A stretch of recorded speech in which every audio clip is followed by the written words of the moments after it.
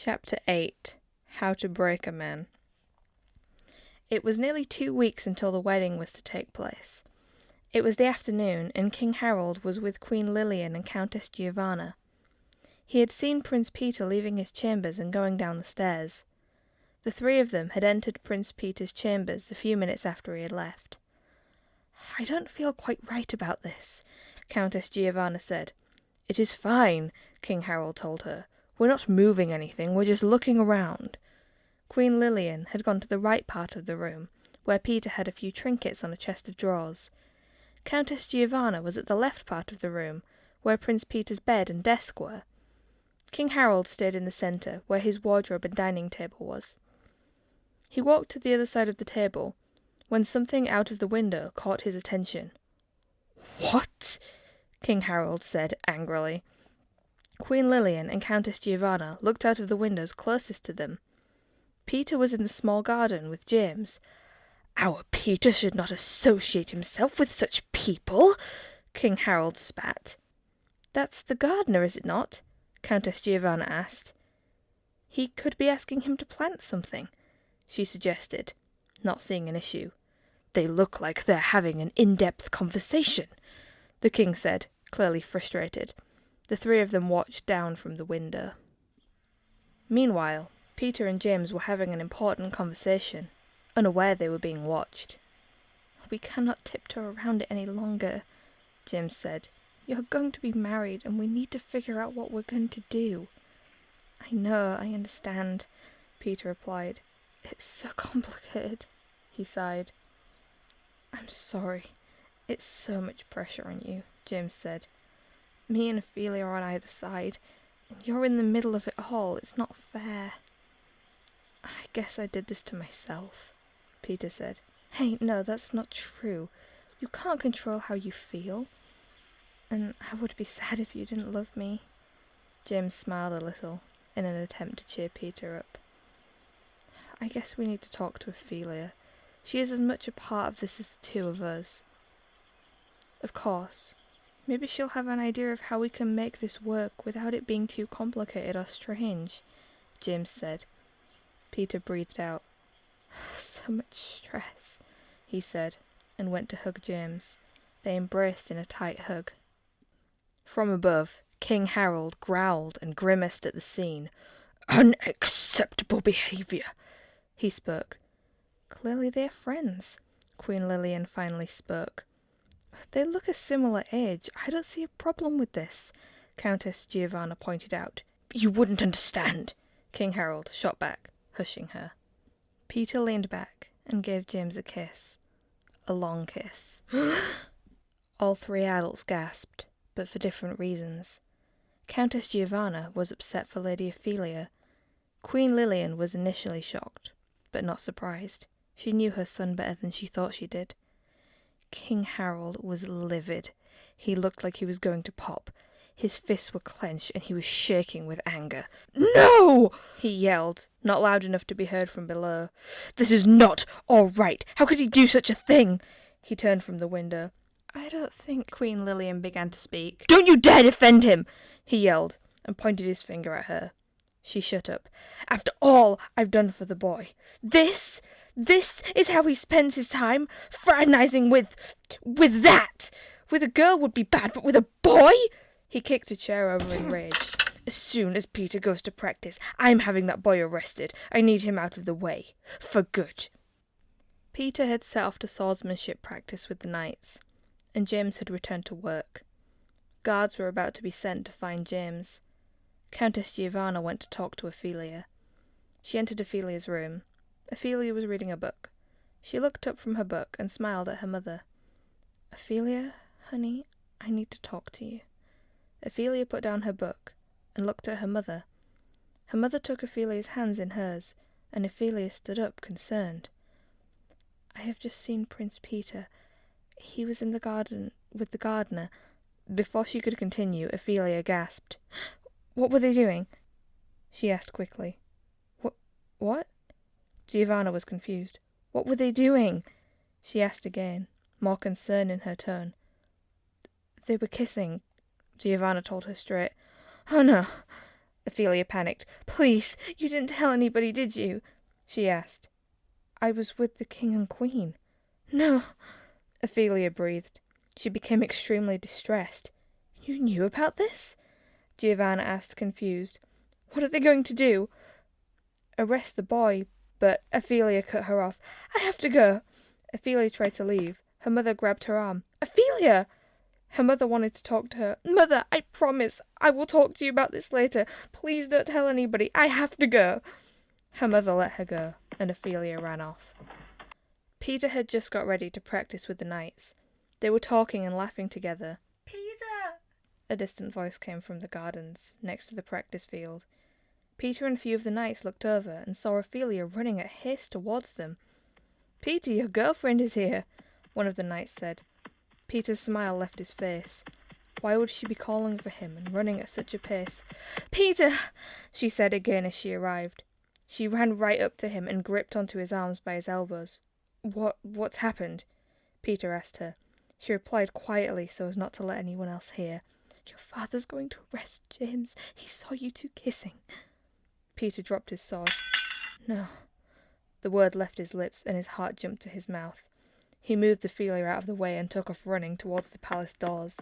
Ophelia watched him leave, and then took off running in the opposite direction a few seconds later. The knights were left confused. Ophelia had run towards the servants' quarters.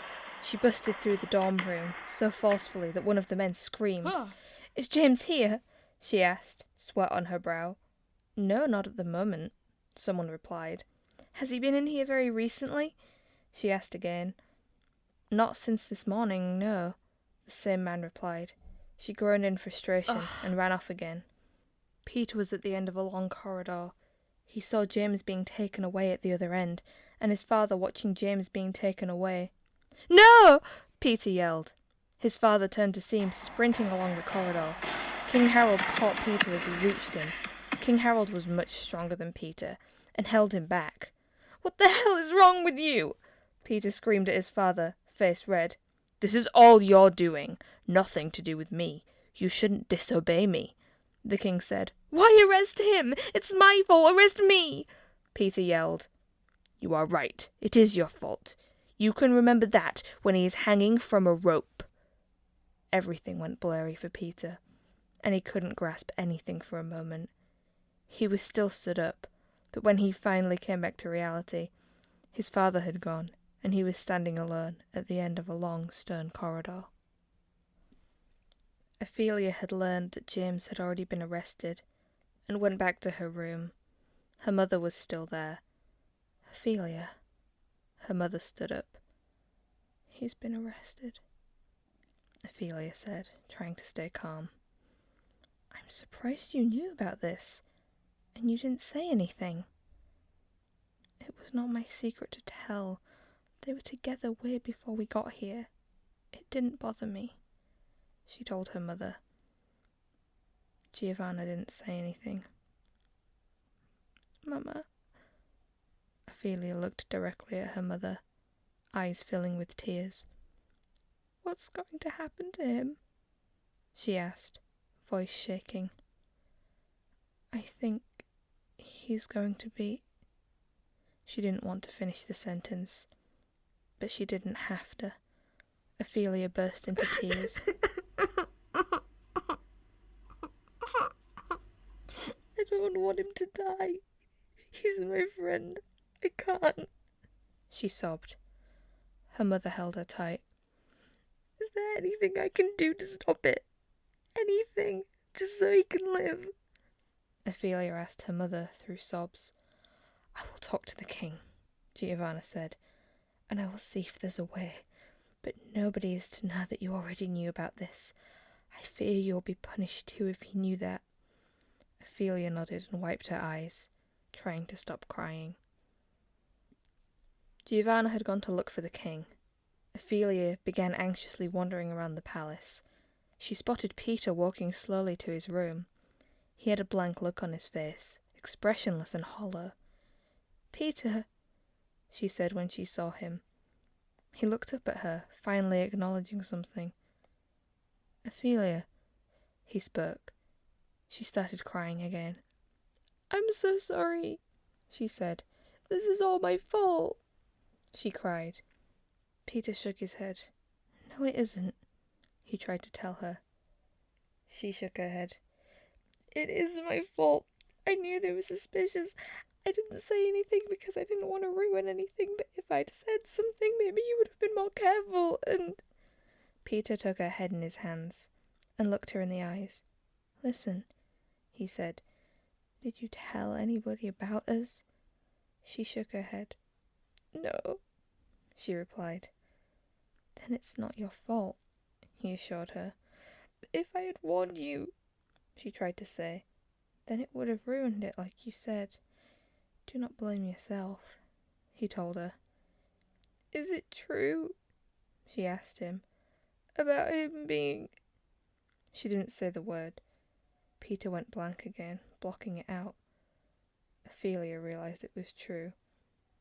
Oh my God, she said, and cried harder. Peter closed his eyes and breathed in. When he breathed back out, his breath was staggered. Have you talked to your father? She asked him. That's what I'm going to do now, he told her. But you're going towards your room. That's where he will be. I know it, Peter said. Ophelia let him past, to continue on his way, and she carried on pacing around. Peter entered his room. The king wasn't waiting for him in there, but Peter knew he would enter at any moment. Sure enough, King Harold did enter. You are sick, Peter said immediately. The king sighed. I'm not the sick one here, he responded. I don't understand what is wrong with you. You cannot do this, Peter yelled. On the contrary, I can do whatever I want. That is not a reason to do this. Don't kill him, please.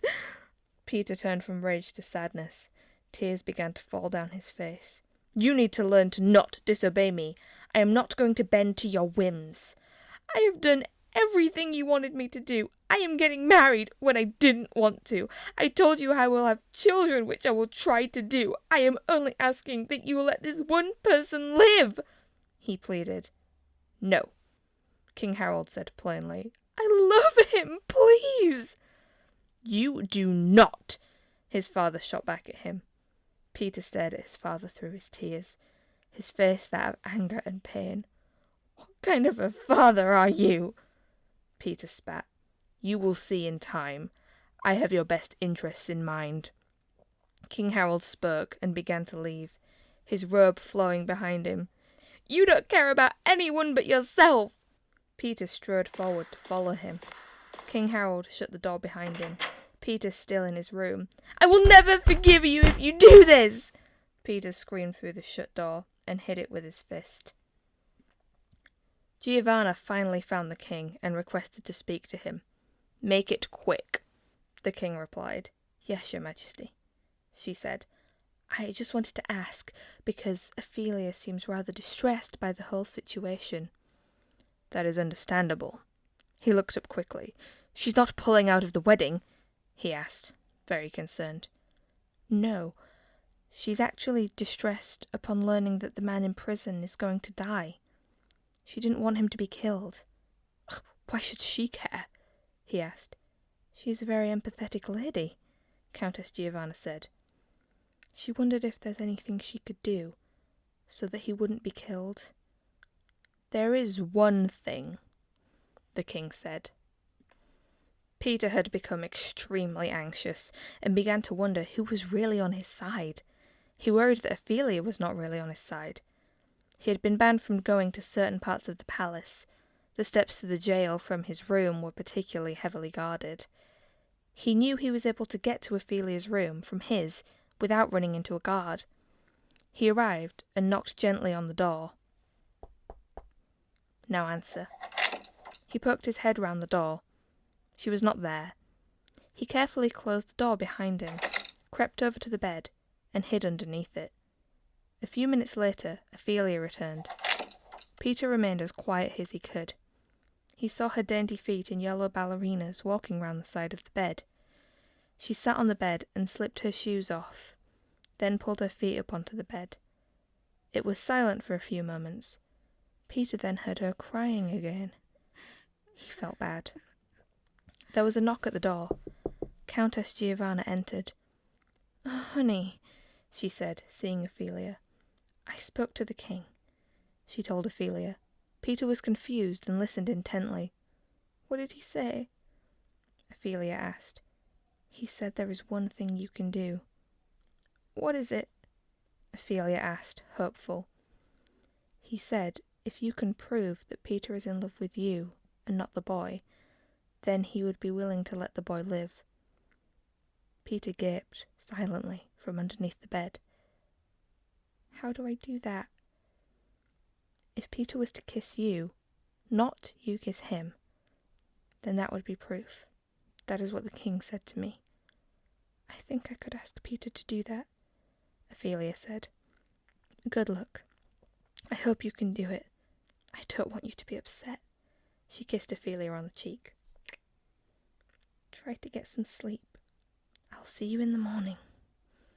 Ophelia sat on the bed thinking. "Ophelia," she heard a whisper. She looked around, confused and a little scared. "Ophelia."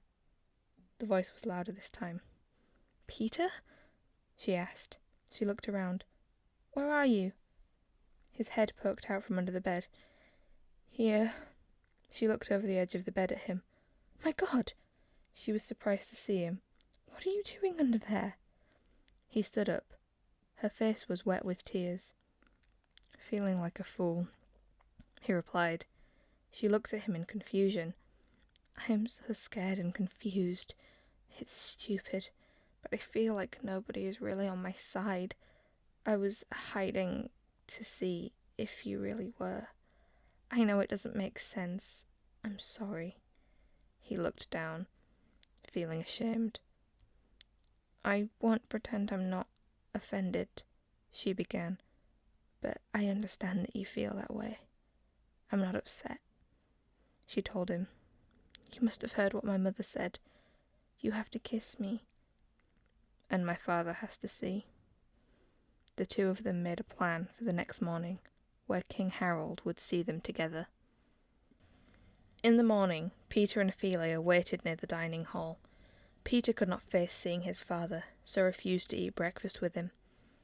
They waited until his father was leaving the dining hall. Peter was facing the doors, and Ophelia facing Peter, her back to the doors. Peter saw his father leaving the dining hall. He looked at Ophelia and held her face in his hands.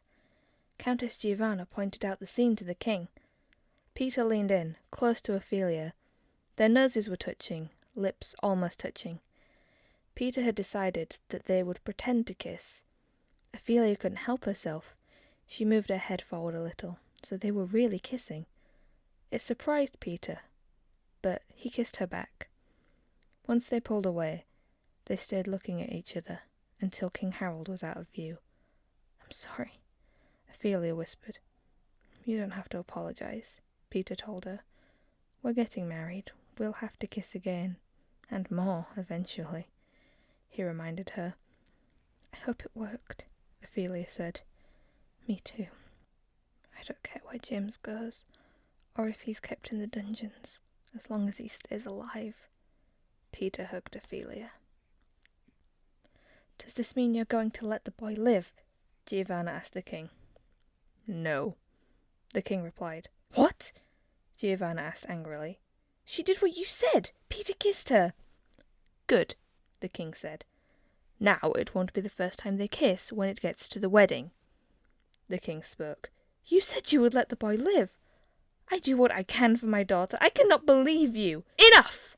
the king shouted at her. "One more word out of you, and you will be in prison too, and you will never see your precious daughter again," he hissed before walking away. Countess Giovanna hurried away to her room. Peter was walking towards the throne room in an attempt to talk to his father when he was approached by two guards. "Come with us," one of them said, as they took hold of one of his arms each. "What are you doing?" he asked. "King's orders, you must stay in your room," one of them said. He complied, but when he arrived there, he said, "Can I at least speak to my father?"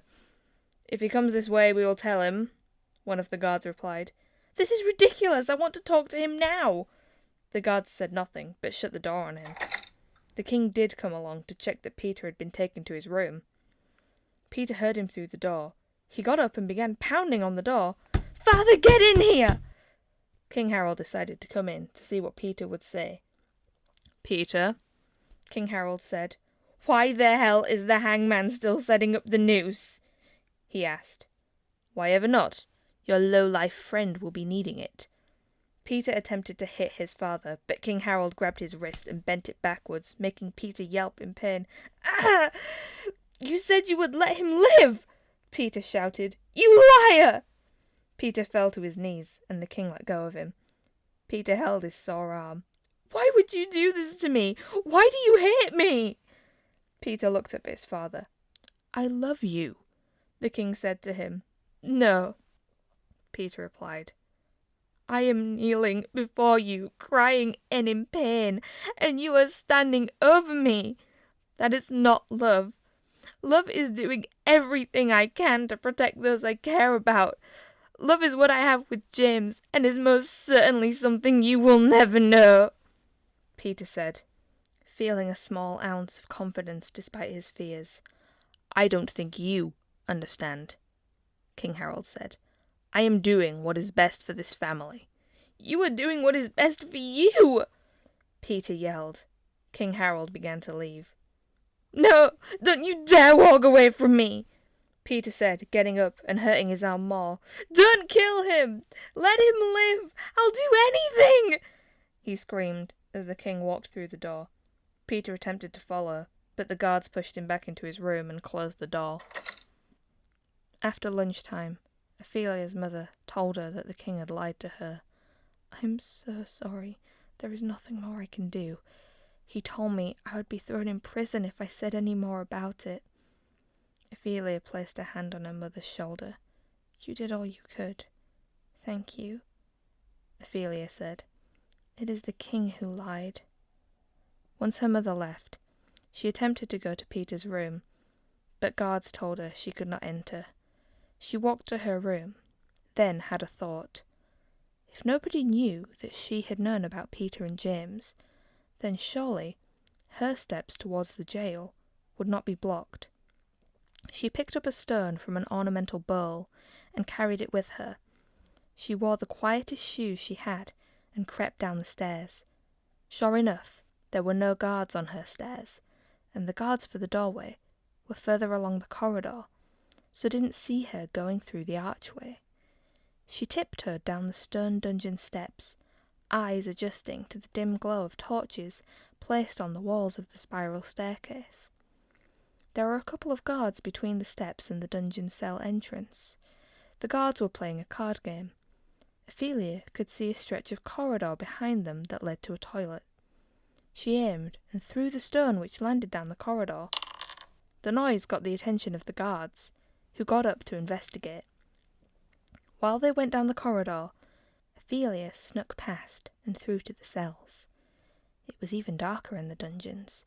She squinted into each cell, seeing scary faces looking back at her. Luckily for her, they didn't speak to her. They looked almost lifeless. She wondered how long many of them had been stuck down here. Eventually, she found who she was looking for. "James," she whispered. He was sat on the metal bed. He looked up. "Ophelia!" He got up and came to the bars. She put her hands on the bars, and he put his hands on hers. She started crying immediately. "James, I'm so sorry you're in here," she said to him. "It's not your fault. You don't need to be sorry." "I feel like it is my fault." She leaned her head on the bars. "In what way?" he asked, confused. "I knew they were suspicious. I should have said something, but I didn't. I thought I was protecting you, but I should have said." "That is not your fault at all," he told her. She looked up at him. "I'm still sorry," she said. "How did you get down here?"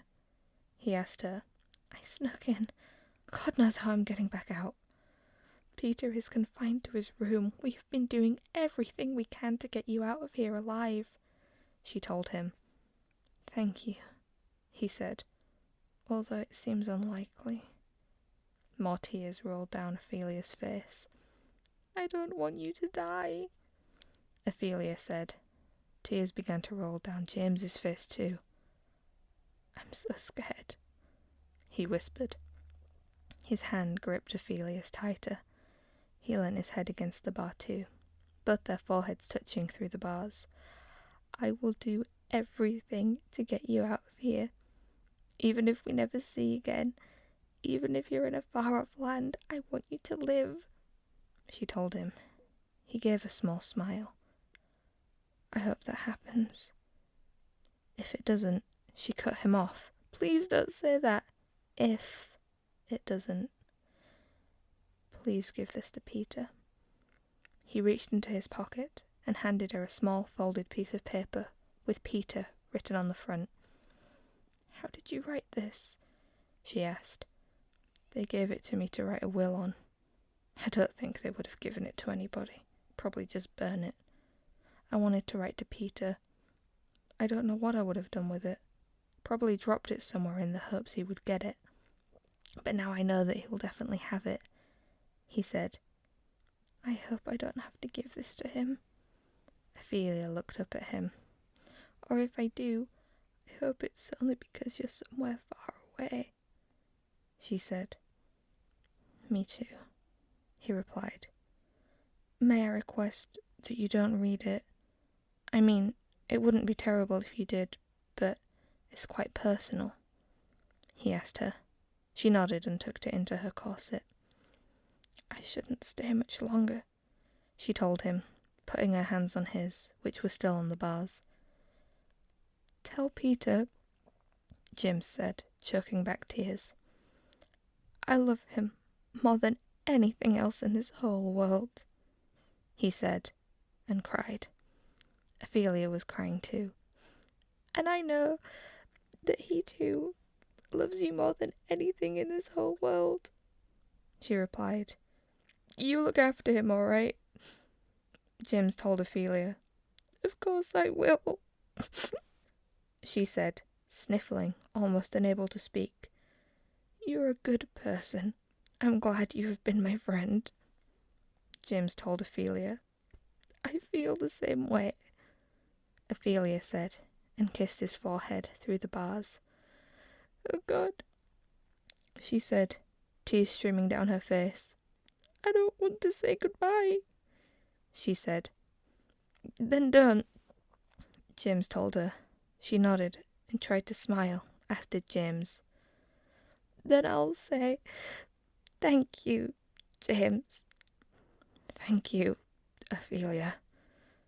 She turned and returned to where the guards were, still a little spooked by the noise. Ophelia placed herself next to the doorway in the shadows. She took a few deep breaths, then let out a terrible scream.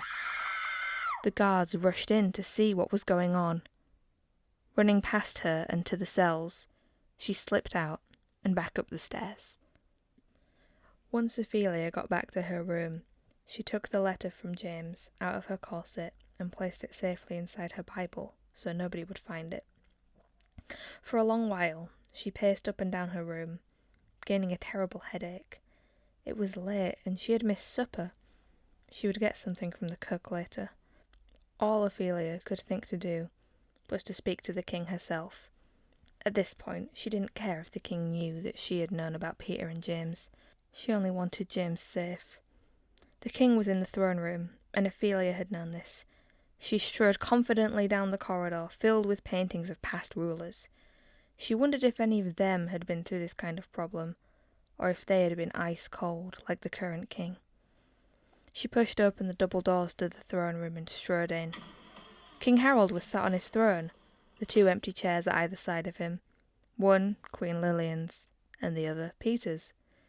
The king was looking over a list of wedding guests. He looked up from his scroll. Lady Ophelia, he said, acknowledging her presence, but not sure why she had entered unannounced. King Harold, she said, making sure he was listening. "I must speak with you. Now," she told him. He worried that she was going to try call off the wedding, but nodded for her to go ahead. "I am making this request, not for Peter, but for myself. Please let James live," she asked.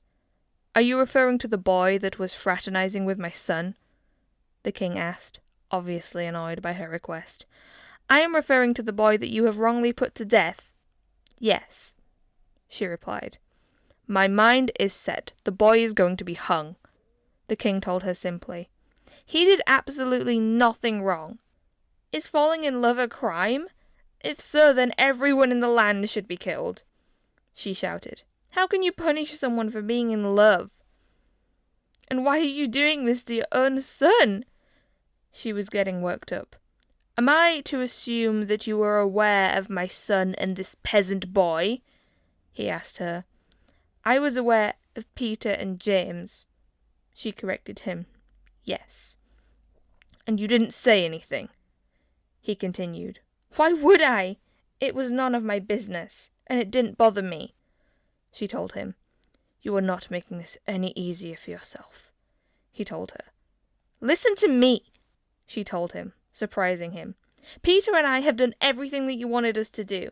We're getting married for you. We will have a child for you. Neither of these things we wanted to do ourselves. We are asking for this one simple request, that you let James live. It doesn't mean he has to be released, or you could banish him from this kingdom. All I want, is for him to be alive," she said, tears filling her eyes. "Are you seriously proposing alternate solutions for this problem?" he asked, almost laughing at the absurdity of the situation. She fell to her hands and knees, crying, and begged, "Please, I don't want anything else. Please let him live. He's my friend." She wept. The king scoffed. "Have more dignity than this, Ophelia, please." He got up and walked towards her. "You don't see me begging to anybody, do you?" he asked.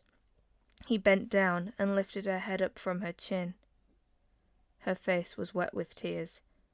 "Maybe that is because you've never had anything worth begging for," she said. "Because you have no soul," she said. This was the final straw for the king. He let go of her chin and struck her across the face. "Ah!" she yelled in pain. "Get out," he told her. She didn't move for a moment, holding her face in shock. "Get out," he said again, "or I will make you." He spoke. She was frightened, and she got up and ran out. Ophelia went to her mother's room. Countess Giovanna was getting ready for bed. Ophelia came in without knocking. Giovanna jumped, but relaxed when she realized it was only Ophelia. "Oh, Ophelia, you really ought to knock. I didn't know it." She stopped when she saw Ophelia's face. Not only was it stained with tears, but half of it was red. "My God, what happened?" she said, rushing over to Ophelia. Ophelia looked into her mother's eyes. "He's not going to live, Mama," she said, and burst into a flood of tears. Her mother hugged her tight, and Ophelia held on to her mother, sobbing onto her shoulder. Ophelia spent the night in her mother's chambers, only leaving to get her nightdress from her own room. She barely slept, and ended up getting up in the middle of the night to eat some fruit, since she hadn't eaten anything since lunchtime. Peter had not slept either. He could think of nothing other than James all night long. He lay in bed remembering the night James had come to him, and they had held one another until they fell asleep. Peter could not stop himself from crying every time he attempted to sleep, so was in a terrible cycle of completely emotionlessness, staring at the ceiling, or closed eyes, but crying all throughout the night. When he noticed the sun rising, he walked over to the window and looked into the garden. There was his rosebush, with a single rosebud ready to bloom, a gift from his love, soon to be all that was left. Peter felt his heart heavy in his chest. How could he possibly go on if James was no longer alive? He was one of the only 2 people in the whole world that truly cared for him, and he was soon to be gone. He struggled to think of the burden this would put on Ophelia, but what was he to do? If James really were to die, Ophelia would be the only person left that would be able to pull him out the other end of it. He shut down again, unable to put himself in the situation anymore. He stayed that way for an hour. When he finally came back, he was sat at his table. At first, he thought he must have gotten dressed in his disassociated state, but then remembered he had not changed out of his clothes since yesterday. He rubbed his forehead, trying to gather himself, and was about to request he speak to his father again, when 3 guards entered the room, making him jump. "Come on," one of them said, as 2 of them grabbed him like they had done the day before. "What?" he asked. "You're coming with us," they told him. "Where are you taking me?" he asked. "Be quiet," one of them told him. But he did not remain quiet. He wanted to know where they were taking him. One of them eventually told him, "The king has ordered you to go to the royal prison." "What?" Peter struggled to get out of the guards' grip, but they were too strong. When they neared the prison, a group of another 3 guards were passing by with a prisoner. The guards had got their timings wrong, as this prisoner was James, being taken out to the gallows. "James!" Peter yelled, and with a final burst of adrenaline, broke free of the guard's hold. James had managed to turn his head to face Peter. Peter ran and grabbed hold of James's face as his guards chased him. Everything turned to slow motion for Peter and James. Peter kissed James. It was not tender. It was not beautiful. But it was pure passion, pure, raw emotion, and the final time they were able to share their love. Peter's guards ripped him away from James. The 3rd guard even took hold of his ankles and picked him up off the floor so he couldn't try running. "I love you, James!" Peter yelled. "I love you too, Peter!"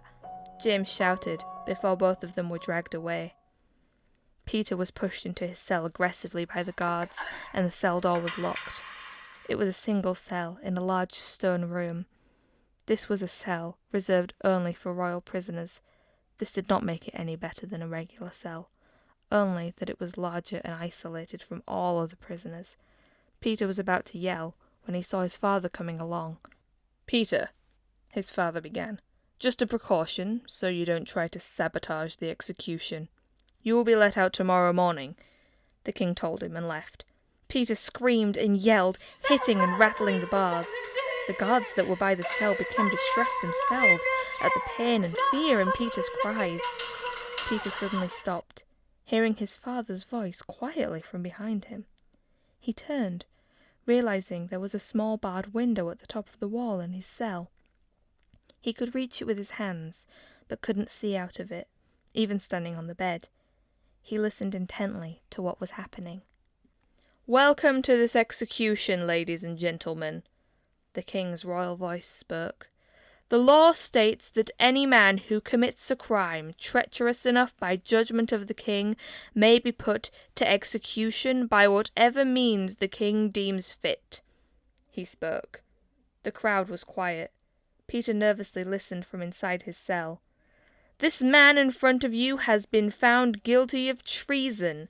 The crowd gasped. "It's not true, it's not true, it's a lie, it's a lie!" Peter screamed from inside his cell, but nobody outside could hear him. Only the guards, who were not allowed to have an opinion on the matter. Outside, the king stood on a high balcony with Queen Lillian looking over the gallows and the eager crowd below. James was being held by his wrists, that were tied up by the executioner. James had a bag over his head, yet to be exposed to the public. "This man is guilty of high treason, and is to be hung for his crimes. Executioner!" the king called. The executioner took the bag off of James's head and dropped it onto the stage next to him. James squinted in the light of the sun, dust from the bag falling from his head, his brown curls scraggly from the bag and nights in the cells. The executioner moved him to the noose and put his head through. James looked around and spotted the person he was looking for. Up on an overlooking corridor, across from the king and queen, were Ophelia and her mother. Ophelia's mother had her arm around Ophelia, and Ophelia was shaking. James looked at her and gave her a small nod and a hint of a smile. Ophelia wanted to do the same back, but couldn't. She had to turn away, and her mother held her tight. Ophelia's was the last face he would see. James looked up to the sky and closed his eyes, thinking about Peter. The hangman pulled the lever. The king watched, stern-faced. Queen Lilian turned her head away. Ophelia gasped at the sound and sobbed. Her mother let tears fall from her eyes as she closed them, unable to watch. Peter heard the sound. Then all he heard was grey noise. His face froze in shock, and he knew tears were streaming from his eyes, yet his whole body was numb, so he couldn't feel them. He sunk slowly to the ground, his hand dragging down the stone wall of the cell, until he was just lying on the floor.